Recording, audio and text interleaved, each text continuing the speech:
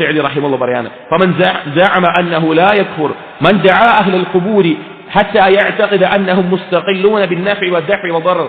ആരെങ്കിലും വാദിക്കുകയാണ് എങ്കിൽ ഒരാൾ കാഫിറാകണമെങ്കിൽ ഖബറിൽ കിടക്കുന്ന ആളോട് ദുആ ചെയ്യുന്നവൻ ആ ഖബറാളിയിൽ നിന്ന് മാത്രമാണ് എനിക്ക് ഉപകാരമുള്ളത്, എനിക്ക് ഉപദ്രവം തടയുന്നത് എന്ന് വിശ്വസിച്ചിരുന്നെങ്കിൽ മാത്രമേ അവൻ ചെയ്ത പ്രവൃത്തി കുഫ്റാവുകയുള്ളൂ എന്ന് ആരെങ്കിലും വാദിക്കുന്നുണ്ട് എങ്കിൽ വഅന്നമൻ ഇഅതഖദ അന്നല്ലാഹു വൽ ഫാഇൽ, ഒരാൾ വിശ്വസിക്കുകയാണ് അല്ലാഹു ആണ് എല്ലാ പ്രവർത്തനം ചെയ്യുന്നത്, വഅന്നഹും വസാഇതു ബൈനല്ലാഹ് വബൈന മൻ ദഅാഹും, ഈ ഖബറാളികൾ എന്ന് പറഞ്ഞാൽ അല്ലാഹുവിലേക്കും ഈ ദുആ ചെയ്യുന്നവരിലേക്കും ഇടയിലുള്ള ആളുകൾ മാത്രമാണ്, വഇസ്തിഗാസ ബിഹിം ഫലാ യക്ഫുർ, അവരോട് സഹായം തേടിയ ഇങ്ങനെയുള്ള കാര്യങ്ങളൊന്നും ചെയ്താൽ അവൻ കാഫിറാകൂല, അത് കുഫറല്ല എന്നെല്ലാം ഒരാൾ പറയുന്നുണ്ട് എങ്കിൽ മൻ സഅമ ദാലിക ഫഖദ് കദ്ദബ മാ ജാഅ ബിഹിൽ കിതാബു വസ്സുന്ന, അങ്ങനെ വാദിക്കുന്നവൻ ഖുർആനും സുന്നത്തും കൊണ്ടുവന്നിട്ടുള്ളതിനെ കളവാക്കുകയാണ് ചെയ്യുന്നത്.